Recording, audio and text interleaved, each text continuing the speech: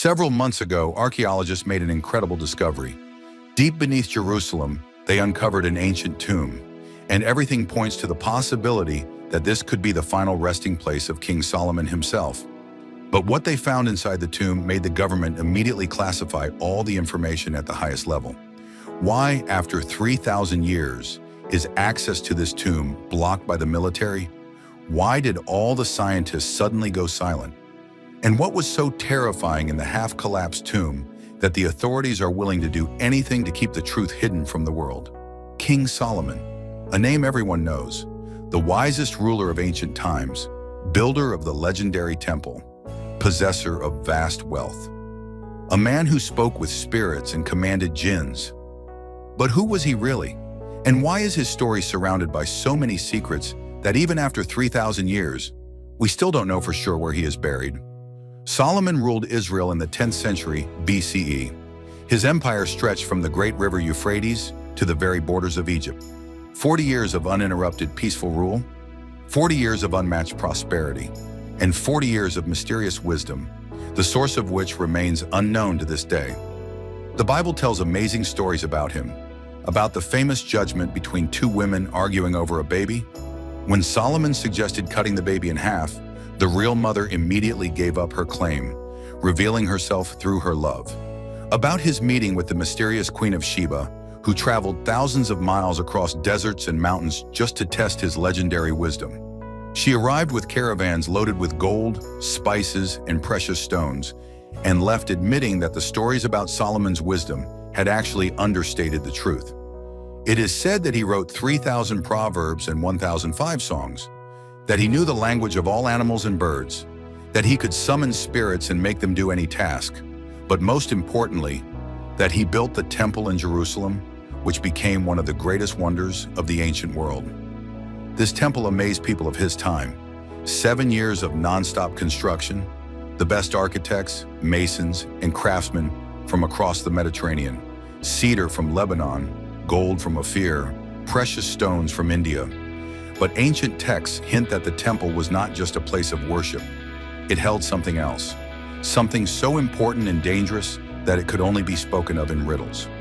Legends speak of Solomon's seal, a ring engraved with a 6-pointed star that gave him complete power over spirits and demons, of his ability to understand the language of all living creatures on earth, of jinns helping him build the temple by carrying huge stone blocks through the air that no human could even move. Are these just stories, myths from ancient times? Then how did a simple king from the Iron Age have knowledge that was thousands of years ahead of his time? How did he know the exact orbits of the planets? How did his doctors perform complex surgeries? Why were his copper mines using smelting techniques that modern science says were impossible back then? And most importantly, why do all ancient sources agree on one thing? Solomon was hiding something. Something so important and dangerous that he took this secret with him to the grave. For centuries, people have tried to find Solomon's tomb. It became an obsession for treasure hunters, mystics, archaeologists, and even secret societies. Some were sure it was hidden under the Temple Mount in Jerusalem, in a maze of underground passages beneath the ruins of the destroyed temple. Others dug in Timnah, near his famous copper mines that brought him incredible wealth. Some went to distant lands, believing he was buried in the mountains of Ethiopia or even faraway India, in the lands his trade ships often visited for gold and spices. For centuries, the Freemasons kept legends claiming they knew the secret location of the tomb, but they guarded that knowledge as the greatest secret of their order. In their ancient texts, there's a mysterious phrase about the place where stars sleep in stone, and about a 6-pointed star that would show the path to Solomon's final secret. Conspiracy theorists of all kinds believe that the Vatican or Israeli intelligence had already found the tomb, but were hiding it from the world. After all, the tomb of the wisest man in history could contain too many secrets. Esoteric thinkers and occultists spoke of a network of underground tunnels beneath all of Jerusalem, leading to the heart of ancient wisdom. Scientists officially called all these theories fantasies. They said that Solomon's tomb had most likely been looted or destroyed in ancient times, that nothing remained of it. Until in the year 2025, something happened that changed everything. It all started in a completely ordinary way. In the old city of Jerusalem, routine construction work was underway. City workers were reinforcing the foundation of an ancient building from the 1st century CE that was in danger of collapsing. A regular task, which is done all the time in the historic center of the city. But when the builders used ground-penetrating radar to check the condition of the soil, the instruments showed something unusual. Deep underground, nearly 35 feet down, a strange anomaly appeared. A void, but not a natural cave or an ancient water cistern, of which there are thousands beneath Jerusalem. This was a clearly geometric shape, a rectangular chamber, obviously made by human hands. The construction work was stopped immediately. The site was cordoned off. Archaeologists from the Hebrew University were called in. And that's when things got truly strange. Usually, such discoveries are widely reported in the news. Archaeologists love to talk about their findings. But this time, everything was different. A thick veil of secrecy surrounded the excavation site. Journalists weren't allowed anywhere near it. Drones with cameras began circling above the area, monitoring every movement within several blocks. At night, the territory was patrolled by men in military uniforms with no identifying marks.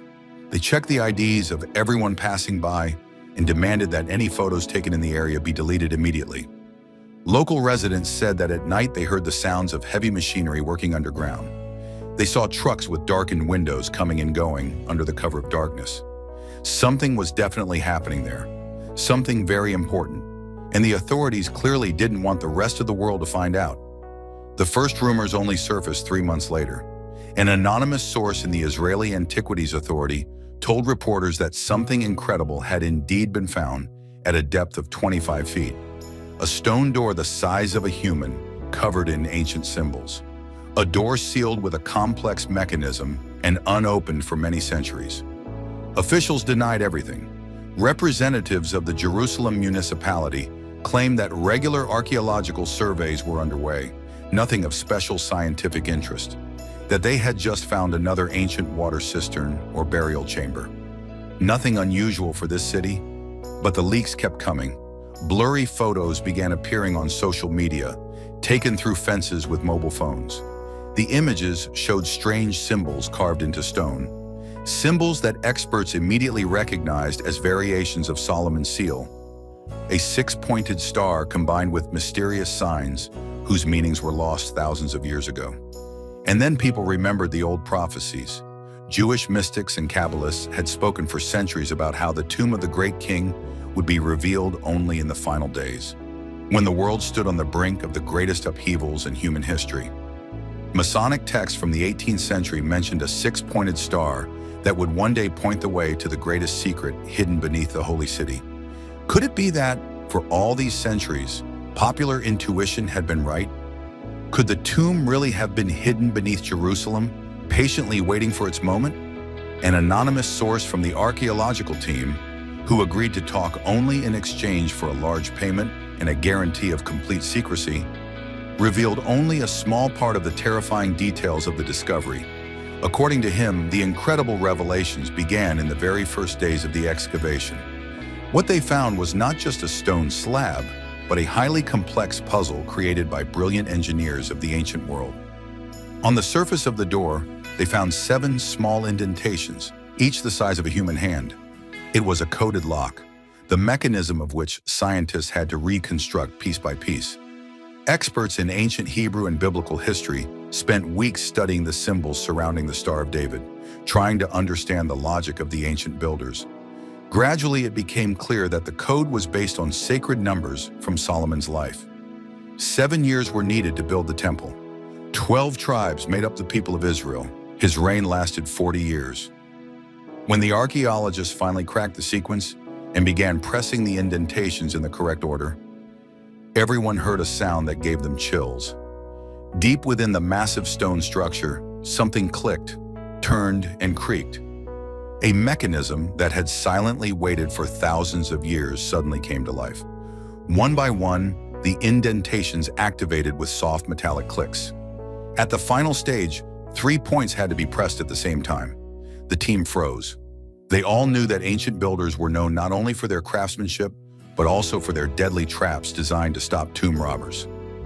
One wrong move, and tons of stone could collapse, forever burying the greatest secret of antiquity under a mountain of rubble. But the risk paid off. With a loud grinding sound of stone against stone, the massive door slowly began to turn on invisible hinges. From the opening came a rush of air that hadn't mixed with the outside world in 3,000 years. It smelled like the dust of centuries, ancient stone, and something else. Something elusive yet powerful. Something old and commanding that made everyone instinctively lower their voices. Behind the door was a long corridor sloping steeply into the ground. The walls were carved with such incredible precision that they seemed like the work of modern machines.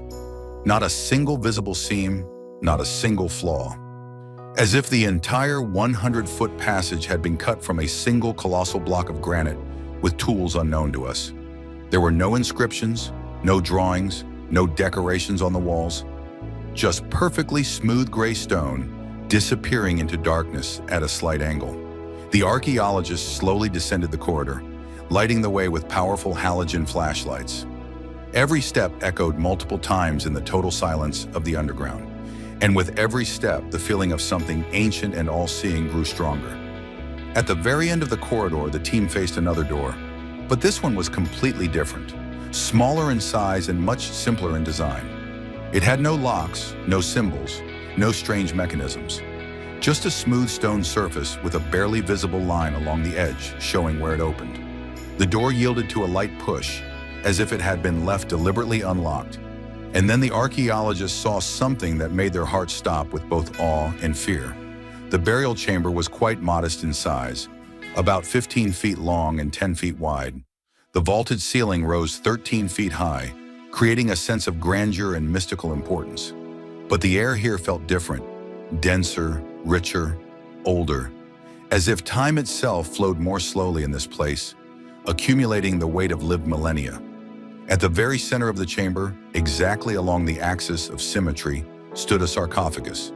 It was not made of gold or marble, as one might expect from the tomb of a great ruler.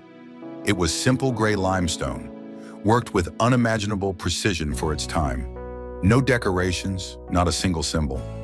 Just flawlessly smooth surfaces that seemed to absorb the flashlight beams, reflecting no light at all.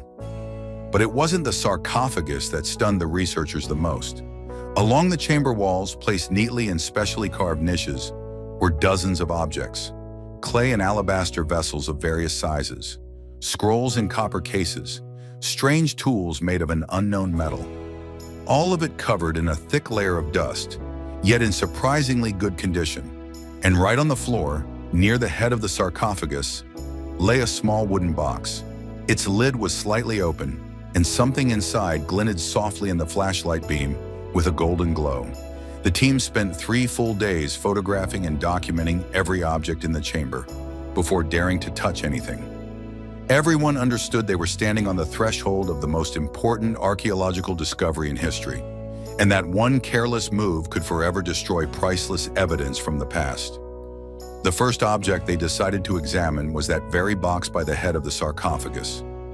Inside lay a ring, a massive gold ring engraved with a 6-pointed star. Within the star were additional symbols, and around the edge was an inscription in ancient Hebrew. "Wisdom is stronger than the sword." It appeared to be the seal of Solomon, the legendary seal of the king whose stories had echoed through the centuries.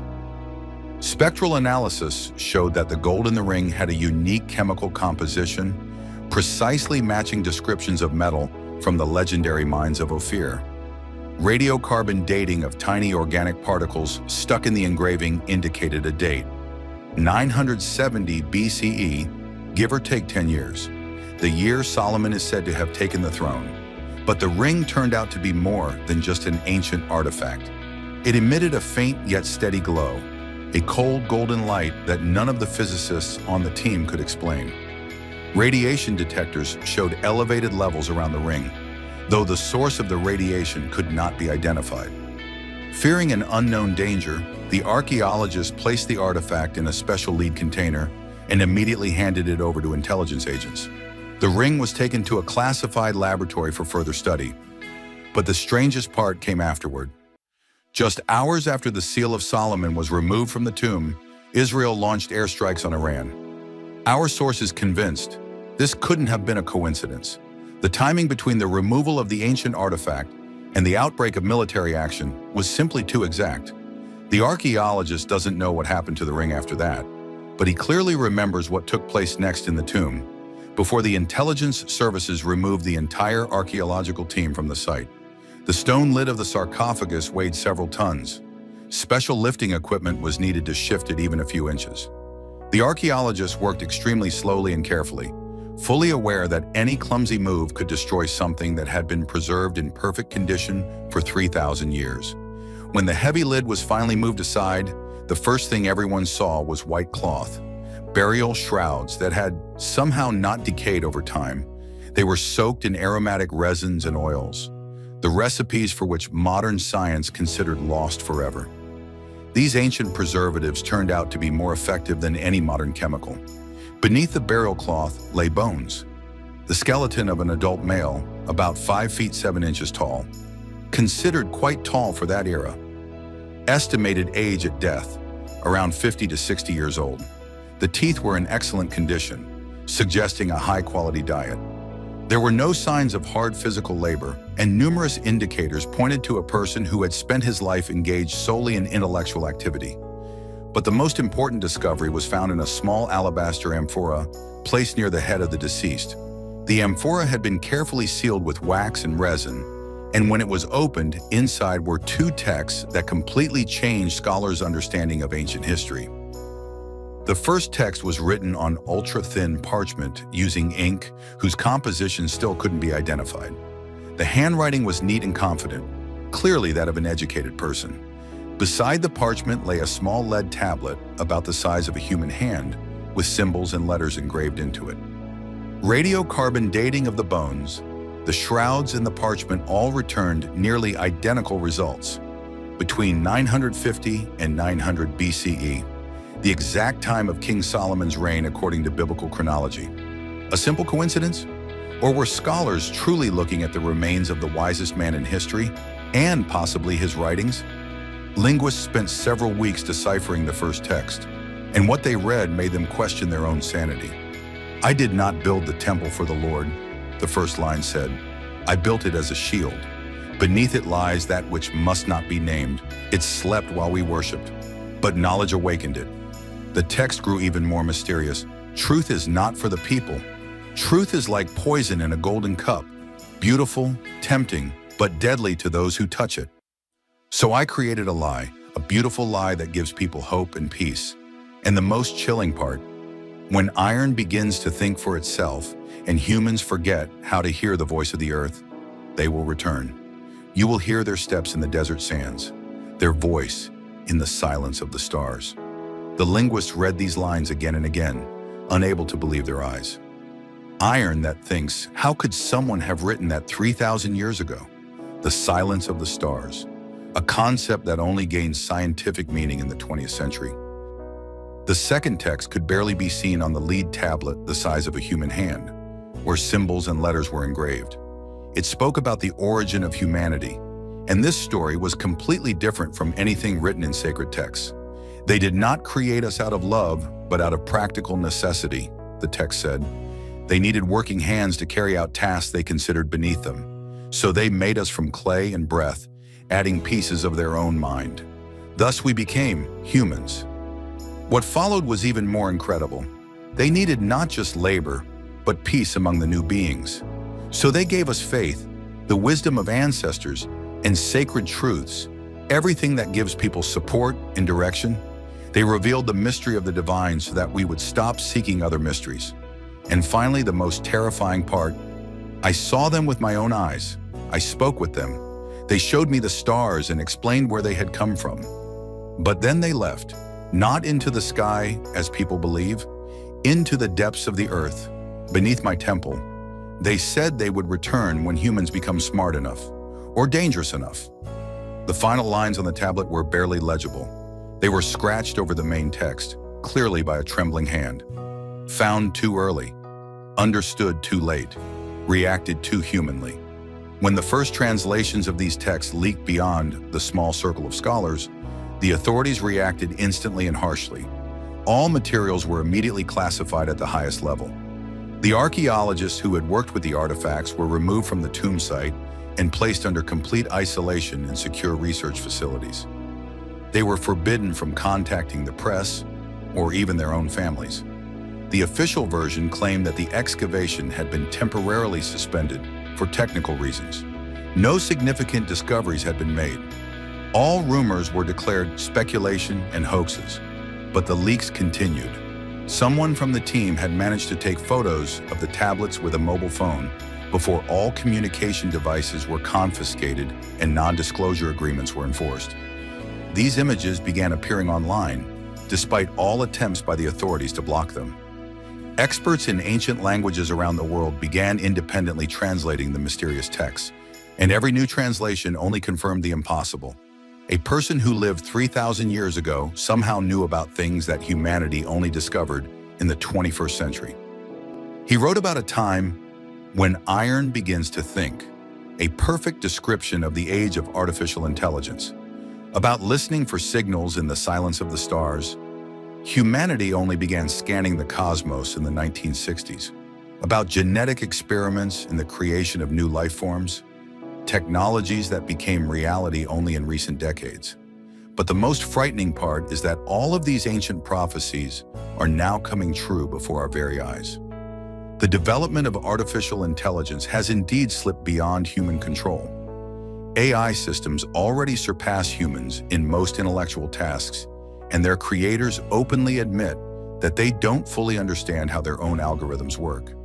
Genetic engineering now allows scientists to create new life forms in laboratories, and radio telescopes scan the cosmos day and night in search of signals from intelligent civilizations, exactly as the ancient king predicted 3,000 years ago.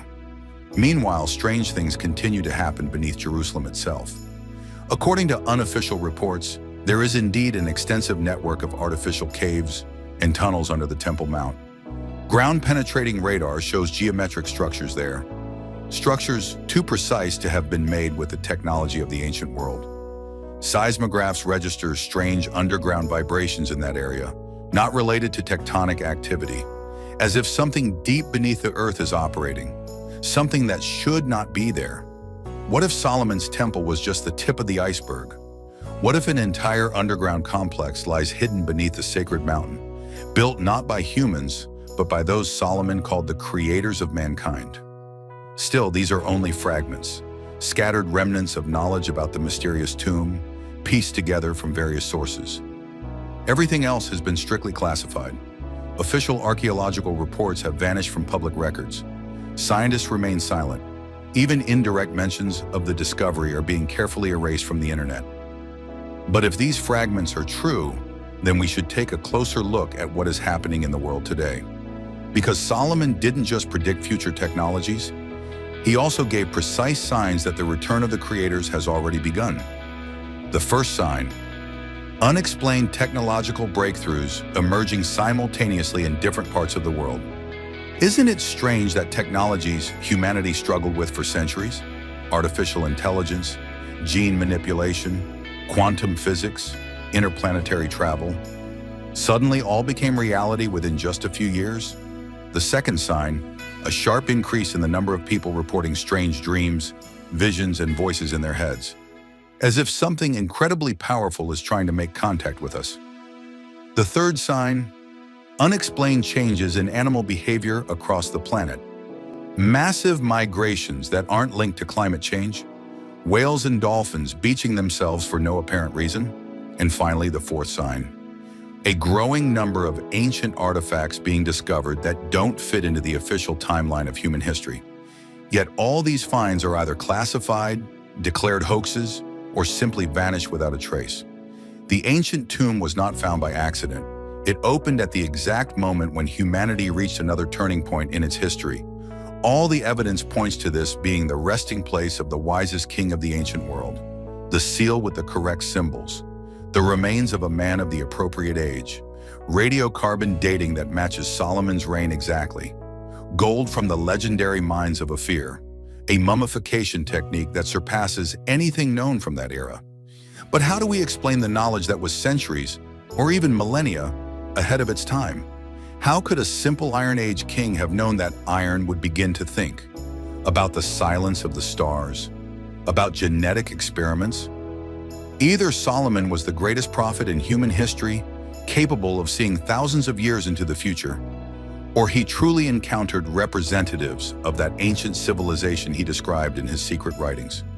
Or perhaps the person buried in the tomb wasn't Solomon at all. Maybe someone else used the great king's name to ensure their message would reach future generations. Someone who truly knew the truth about the origin of humanity and wanted to warn us. Or worse, what if the one lying in that tomb is one of the creators mentioned in the text? Someone who took human form to guide the development of our civilization from within? The voice of the greatest sage of antiquity echoes from deep beneath the earth, trying to reach our consciousness one last time. He warns us that time is running out, that our creators are already preparing to return. But who was the one who left us these warnings? A man or something more? The prophecies are coming true one by one with terrifying accuracy. Only the final points of the dark list remain: the return of the creators, their judgment of the terrible destruction humanity has brought upon the planet, and their final decision about our fate. Solomon left us all the clues, but the knowledge in these texts is thousands of years ahead of its time. Do you still believe that humans are the masters of their destiny and the peak of evolution?